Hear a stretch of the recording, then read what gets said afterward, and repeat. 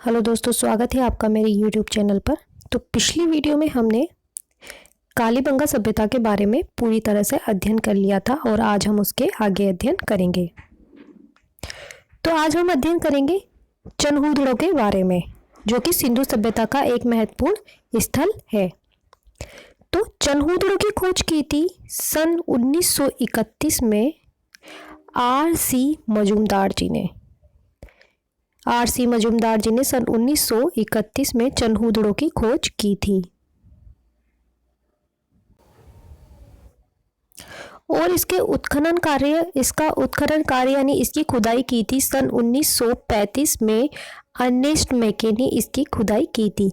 तो खोज की थी सन 1931 में आर.सी. मजूमदार ने और इसका खुदाई का कार्य किया था सन 1935 में अर्नेस्ट मैके ने इसकी खुदाई का कार्य किया था।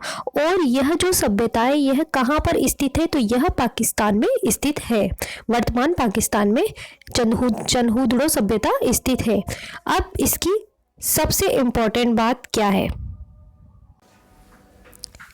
चनहूदड़ों से झूकर झाकर सभ्यता के प्रमाण मिले हैं, जो कि प्राक हड़प्पा कालीन सभ्यता है और वर्तमान पाकिस्तान में स्थित है।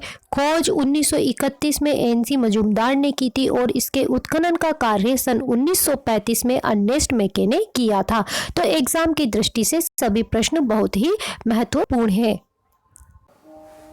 चनहूदड़ों से जो सर्वाधिक प्रश्न पूछा गया है, हर एग्जाम में जो सर्वाधिक बार प्रश्न पूछा गया है वो यह है कि मन के बनाने का कारखाना, मन के या मिट्टी के मोती बनाने का कारखाना यहाँ से प्राप्त हुआ है।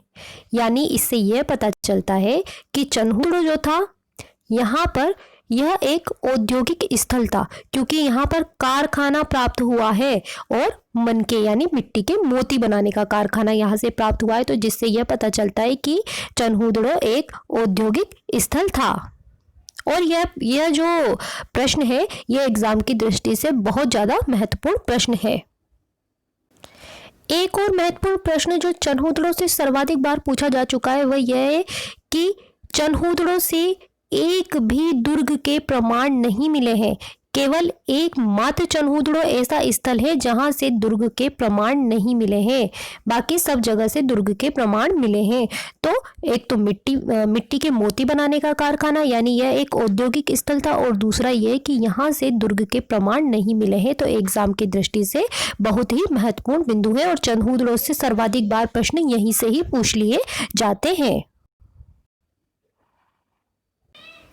अगर वीडियो अच्छा लगे तो प्लीज़ मेरे चैनल को लाइक कीजिए, शेयर कीजिए और सब्सक्राइब करना बिल्कुल मत भूलना। चनहूदड़ों से यहाँ से प्रसादन मंजूषा की सामग्री प्राप्त हुई है।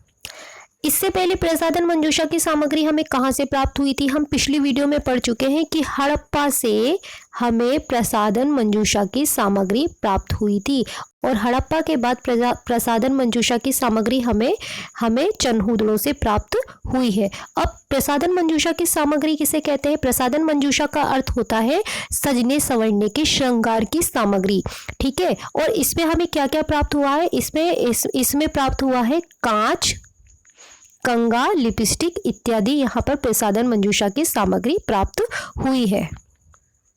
यहाँ से वक्राकार ईंटें प्राप्त हुई है। यहाँ से वक्राकार ईंटें प्राप्त हुई हैं और अलंकृत ईंटें हमें कहाँ प्राप्त हुई थी? वह हम पिछली वीडियो में पढ़ चुके हैं कि कालीबंगा से हमें फर्श में अलंकृत ईंटों का प्रयोग मिला है। यानी अलंकृत ईंटें हमें कहाँ से प्राप्त हुई थी? कालीबंगा से तो हमें अलंकृत ईंटें प्राप्त हुई थी, लेकिन वक्राकार ईंटें जो प्राप्त हुई है वह हमें चनहूदड़ों से प्राप्त हुई है। तो एग्जाम की दृष्टि से सभी बिंदु बहुत ही महत्वपूर्ण है और यहीं से ही एग्जाम में मोस्टली प्रश्न उठाकर पूछ लिए जाते हैं। तो कंफ्यूज होने की बिल्कुल जरूरत नहीं है। अलंकृत ईंटें कालीबंगा, वक्राकार ईंटें चनहूदड़ों, प्रसादन मंजूषा की सामग्री हड़प्पा से। अगर ऑप्शन में चनहूदड़ों दे रखा है, हड़प्पा नहीं दे रखा, तो आपको ऑप्शन में क्या लगा के आना है कि चनहूदड़ों से प्रसादन मंजूषा की सामग्री प्राप्त हुई है। अब यहाँ से प्राप्त अन्य अवशेष खुदाई में और क्या क्या मिला है? तो यहाँ से स्याही की एक दवात प्राप्त हुई है। हाथी का खिलौना प्राप्त हुआ है और बिल्ली का पीछा करते हुए कुत्ते के पंजों के निशान यहाँ से मिले हैं। तो बिल्ली और कुत्ता यहाँ पर जीव पाए जाते होंगे, ठीक है, पाए जाते थे, है ना। हाथी का खिलौना यानी हाथी भी उस समय चनहूदड़ों में हाथी भी था, ठीक है। शाही की दवात वहाँ से प्राप्त हुई है। वक्राकार ईंटें, प्रसाधन मंजूषा की सामग्री यहाँ से प्राप्त हुई है। तो एग्जाम में यहीं से ही प्रश्न पूछ लिए जाते हैं। ये सभी बिंदु एग्जाम की दृष्टि से बहुत ज़्यादा महत्वपूर्ण है। अगर आप लोगों के लिए वीडियो हेल्पफुल रहे तो प्लीज़ मेरे चैनल को सब्सक्राइब करना बिल्कुल मत भूलना और लाइक और शेयर भी कर देना और बेल आइकन को प्रेस करना बिल्कुल मत भूलना, क्योंकि मैं डेली यहाँ पर वीडियो अपलोड करती रहती हूँ और आप लोग खुद के अपने नोट्स तैयार कर सकते हैं। Thank you. Thanks for watching.